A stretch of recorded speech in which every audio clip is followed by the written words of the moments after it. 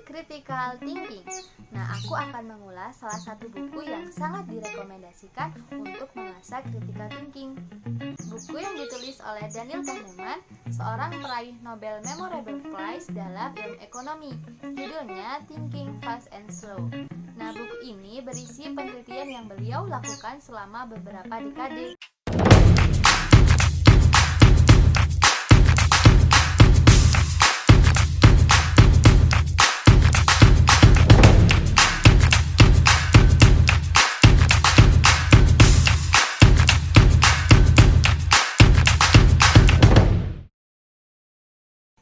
Halo semua, gimana kabarnya?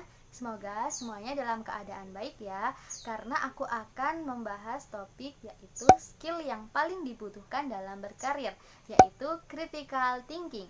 Nah, aku akan mengulas salah satu buku yang sangat direkomendasikan untuk mengasah critical thinking, yaitu buku yang ditulis oleh Daniel Kahneman, seorang peraih Nobel Memorable Prize dalam ilmu ekonomi. Judulnya Thinking Fast and Slow.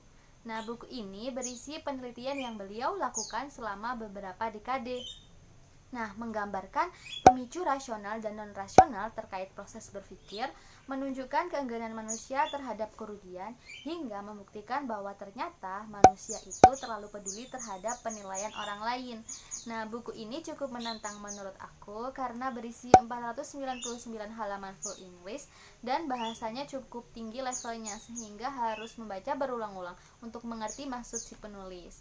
Kali ini aku akan bawakan dengan bahasa yang lebih santai, jadi semoga lebih mudah memahami. So, stay tune ya. Di chapter 1, Daniel Kahneman mendeskripsikan dua tipe berpikir. Yang pertama berpikir cepat dan yang kedua berpikir lambat.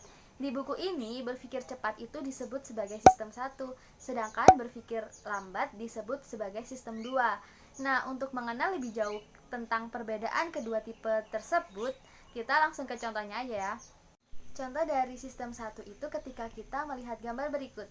Nah, secara sekilas kita akan langsung beropini bahwa kita sedang melihat wanita yang tampak marah akan mengeluarkan kata-kata kasar dengan keras. Nah, itulah sistem 1 beroperasi. Dia beroperasi dengan cepat, otomatis, tanpa sadar dan tidak mengeluarkan usaha yang penuh. Sedangkan contoh dari tipe 2 itu ketika kita sedang berjalan berdua bersama teman kita. Nah, saat berjalan tersebut tiba-tiba teman kita itu bertanya, 17 kali 24 berapa sih? Nah, itu kita ada dua opsi untuk menjawab pertanyaan tersebut. Pertama, opsi untuk kita membiarkan sistem 1 yang beroperasi, atau yang kedua adalah sistem 2. Nah, ketika kita memutuskan untuk sistem 1 yang beroperasi, maka kita akan menjawab dengan santai, nggak tahulah gitu. Tapi sedangkan kalau misalnya kita memutuskan untuk sistem 2 yang beroperasi, maka kita akan membiarkan waktu sejenak untuk mencerna pertanyaan tersebut dan membiarkan otak kita itu berproses berpikir. Ketika kita memutuskan untuk sistem 2 yang beroperasi, maka tanpa sadar kita akan memperlambat laju jalan kita untuk mencerna pertanyaan tersebut. Nah, ketika kita sedang mencerna pertanyaan tersebut, tanpa sadar itu dapat kita lihat cirinya, yaitu alis yang bertaut atau dahi yang berkerut. Nah, karena proses berpikir tersebut membutuhkan usaha penuh dan perhatian khusus, nah itu disebut sebagai sistem 2. Dalam kehidupan sehari-hari, sistem 1 itu dapat terjadi ketika kita sudah mendapatkan cukup informasi atau kita sudah seringkali menemui hal tersebut. Misalnya pertanyaan 2 kali 2. Nah, karena kita sejak SD sudah dikenalkan bahwa 2 dikali 2 sama dengan 4, maka kita akan secara otomatis menjawab pertanyaan tersebut dengan jawaban 4. Sedangkan ketika kita diberi challenge untuk mencari wanita berambut putih di suatu kerumunan, maka tentu kita akan mengeluarkan effort yang lebih kan untuk mencari siapa sih yang berambut putih di kerumunan orang banyak tersebut. Nah, itu tentu membutuhkan effort, sehingga disebut sebagai sistem 2. Ada satu hal unik yang aku dapatkan di chapter 1, yaitu adalah apa yang kita lihat ternyata belum tentu benar, tapi terkadang kita justru mempercayai apa yang kita lihat.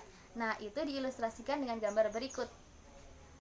Secara sekilas, kita akan mendeskripsikan gambar tersebut dengan terdapat dua garis, yang atas dan yang bawah. Nah, gambar yang bawah lebih panjang daripada yang atas. Tapi wait, ketika kita melihat lebih dalam dan mencerna gambar tersebut lebih lama lagi, kalau dipikir-pikir ternyata kedua garis tersebut panjangnya sama. Hanya saja arah yang atas ke sini dan arah yang bawah ke sini, sehingga gambar garis yang di bawah itu tampak lebih panjang. Iya kan? Itu adalah salah satu ketika sistem 1 diuji, yaitu perbedaan antara impression dan beliefs. Nah, sebenarnya masih banyak nih hal unik dan fakta menarik yang aku dapatkan dari buku ini, tetapi aku akan mengulasnya di lain waktu. Jadi, buat kamu yang gak mau ketinggalan, jangan lupa subscribe ya untuk mendapatkan notifikasi terbaru.